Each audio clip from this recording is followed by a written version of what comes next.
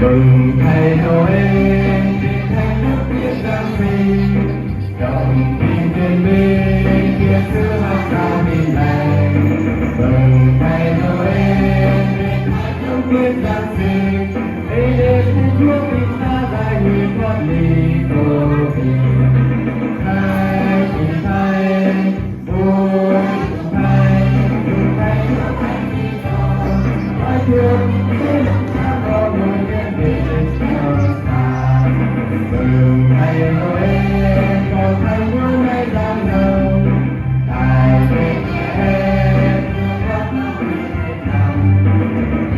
thầy Noel cầu thầy Chúa anh con người con người về nồng thầy thì thầy vui mừng thầy con người về nồng.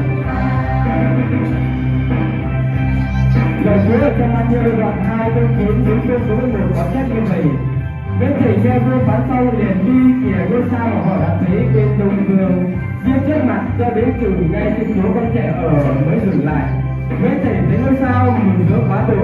Khi đến nhà mấy con trẻ cùng qua đi mẹ ngài thì thấp mình xuống mà theo lại ngài, rồi lại cổ báo ra dâng cho ngài những lễ vật là vàng, ngũ hương và mật dược.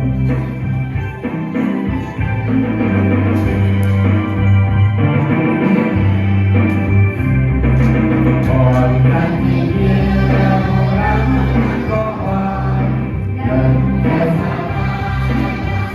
anh đi đâu lòng thân đi có thương thầy thì thầy vui mừng thầy Chúa nay thì đồ với thương